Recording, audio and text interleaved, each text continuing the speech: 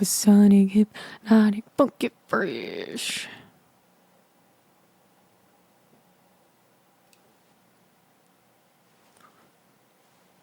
Thank you guys so much for supporting me. I've surpassed 15K subscribers, which is super exciting because, you know, I never really thought I was going to start YouTube, but here I am. So that is very exciting. That being said, I can monetize my videos now, but any of the reaction videos I cannot monetize because they are copyrighted from the music. So, thank you for the support, and if you feel like supporting me further, then I would say the best way to do that is to join my passes, which is similar to a Patreon. There's a bunch of different tiers. You can just follow me there as well. You don't even have to pay for anything if you don't want to. But yeah, that would be the best place to support me, and I will link that down below. Hi, welcome back to my channel. I know it's been a little bit of a break. Thank you for being patient. The holidays are very busy for me, as probably it is for most of you. I hope you've had a good holiday and a new year if you celebrate any of those. But yes, I am back. I will be posting more regularly again. So thank you for your patience there. If you're new here, thank you for clicking on this video. If you're not new here, welcome back, bitch. Fancy seeing you here again. You like me, don't you? I initially was going to do a reaction video, but I felt called to do more of a lesson video or like songwriting technique type of video. So I thought it'd be fun today to specifically focus on how to use silence as a transition in a song. What I mean by that is you can literally have complete silence, like the bar before it drops into the chorus of a song or something like that, or where most of the instruments in a song drop out, but maybe there's still a vocal that's going through that bar of much quieter arrangement. So we're just going to take a look at a few examples that I have of my own songs, and then we're going to go to a couple of pop songs in whatever genres that are already out by maybe artists that you know, and then sort of I'll just go into very quickly like how and why I think they used silence effectively. Let's get into it. This is a song that it's sort of like a techno housey tune that I've been writing. So I'll just play a section of the song just so you get the vibe of the tune, and then I will show you the section where there's a couple sections in here where I use silence to transition from one section to another of the song, and I'll kind of explain what I did there. So let's just start from here.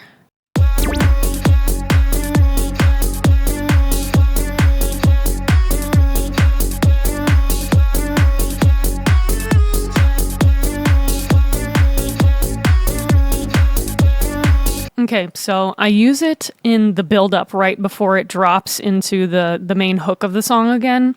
So this build-up section is about 8 bars. So I'll let you just listen to the build-up first and then how it transitions into that drop, and then sort of just like explain what I did.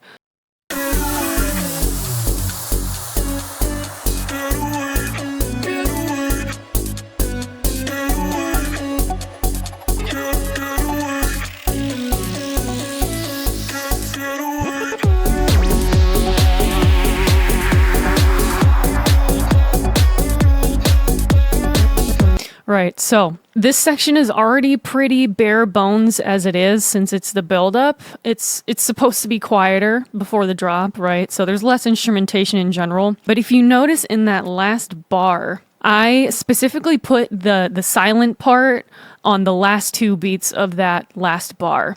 So up for beats 1 and 2, it's still the same instrumentation in that build-up as it was in previous bars. But the last 2, I really only have this vocal doing that get away, right? So when you drop out the rest of the instruments and just leave the vocal, it really emphasizes that vocal because it's the only thing playing now. So when everything's in there together, you get a mix of all of the instrumentation, and you still obviously know what the melody is, but when it suddenly the instrumentation drops out of everything, then you just get the vocals. It really forces you to listen in on those vocals, and it's just another way to grab your attention right before it drops into the chorus or the hook. So it's sort of like a it's like a lift, and then you drop into the chorus. I think that's why I like the silent technique so much, like the rests, because it feels like you're being lifted out of the section you were just in and then dropped into the next one. So I think it hits harder. So let's listen to it one more time. And if you'll notice, there's like a little melody that leads into that drop as well, along with the vocals. It sort of just introduces that little melody because that's the first time I bring it into the song. So it's subtle, but when it's just the vocals and that little melody being introduced, it does make quite a difference. So let's listen to it again from the beginning of those 8 bars.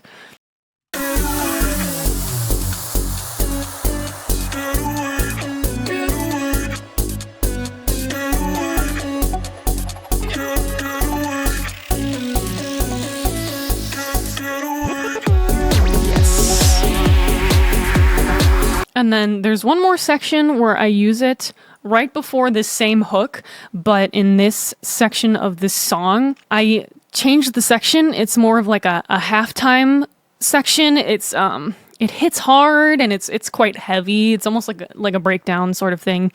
And then it goes back into the original vocals, get away. But it's still like quieter again, but it's not quite the buildup as the first time. But I did put another silence and then one sample that drops you in to the next drop. So let's listen to it and I'll explain it a little bit more. So let's start at this halftime section and then go through.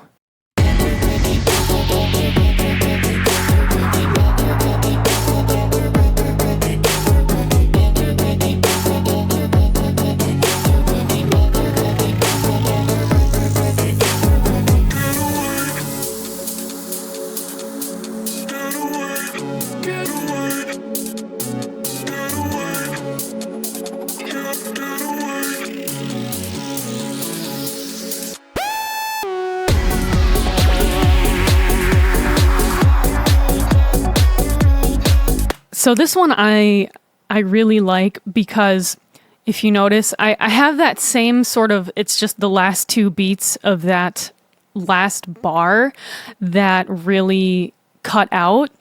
And so you get that one note, but this time instead of dropping in on one on the hook, I have one instrument, again, this one melody, that one synth, right?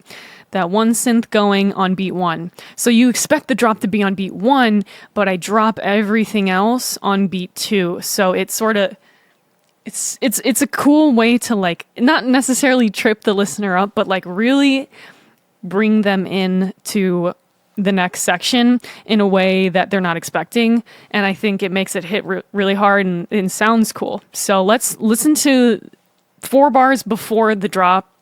Just so you can hear those last 2 beats of silence and then beat 1 of the hook silence as well. So there's many ways to use silence or, really dropping down the arrangement to grab the listener's attention in cool ways. It feels almost like the rug's getting ripped from under you, in a pleasant way, not like a bad way, but okay, so let's do 4 bars before.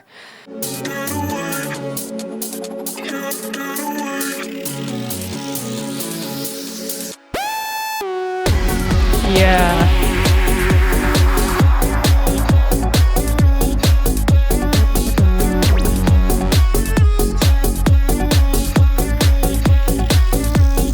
So that's how I am using silence in my own songs to transition from section to section. I just like the way it sounds. I think it makes the following section of the silence just hit harder, as opposed to like having a smooth transition. It sort of drops you into that next section kind of nicely.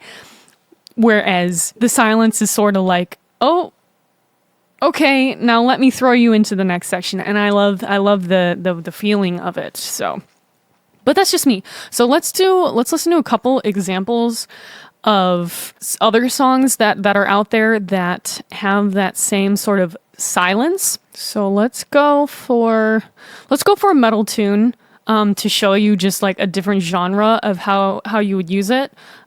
Personally, for metal, I would use it for probably right before like a breakdown, for example. I think that's a cool way to transition from a sort of regular section into a really heavy like halftime section. So let's do Ant Pile 2 by Kublai Khan, Texas. Let's just listen to it right before it goes into the breakdown. So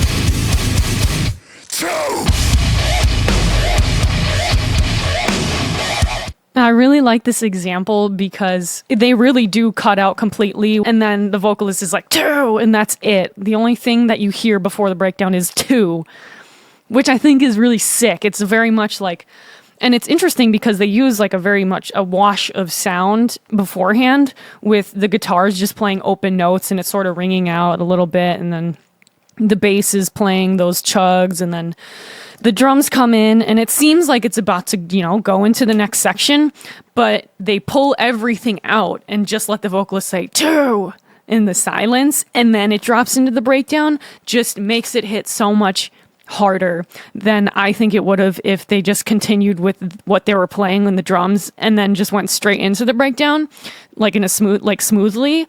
So I think that silence just pulls you out of what you were just listening to and throws you into the section. And that's kind of exactly what you want, especially with like a metal breakdown. So I think that's fucking cool. So yeah, let's listen to it one more time.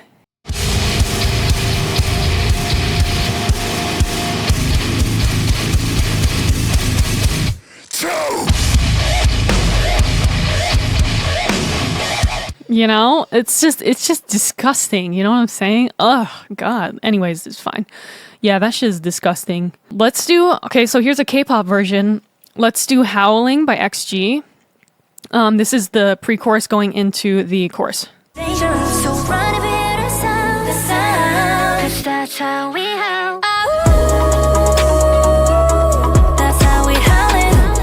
Yeah, so that whole last measure of the pre-chorus is just vocals. So everything else in the instrumentation drops out and you just hear that's how we are, right? It's just vocals, that whole bar. And it's more subtle than I would say the metal version, the one we just listened to. But it's still enough of the arrangement that dropped out where you have to focus on the vocals because that's the only thing playing.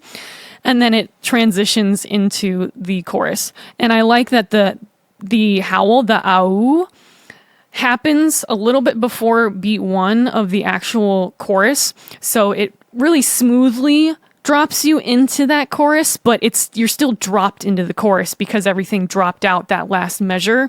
So it's a more subtle way to use that sort of silence technique that I like to use, because you can use straight up silence, which is very like aggressive, but I think sounds cool if done right. And there's ways to do it smoothly, and I think this is a good example of how to use this in a way that is just enough to make the chorus hit harder, but is still a very smooth transition and works very well in this type of song. So let's listen to it one more time.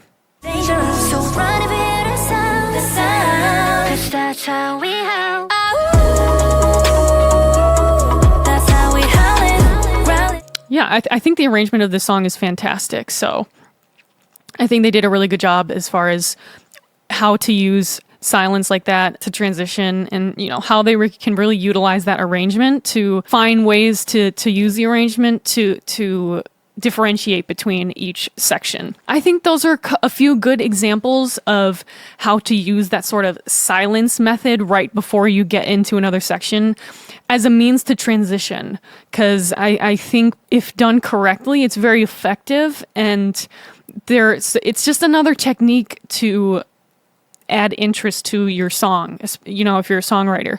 And there's nothing wrong with using like smooth transitions from section to section, like risers and downlifters, but there's also a way to use rests, and you know, the phrase goes less is more, and sometimes it works well and is a very effective tool to use when you are writing a song. So yeah, I hope you enjoyed this little lesson and some examples. But yeah, let me know your thoughts on this little video. I appreciate you for watching this far. We will get back to the regularly scheduled programming, so look forward to that. But I'm glad to be back, and yeah, I hope you have a good start to this coming week, and I will see you in the next video.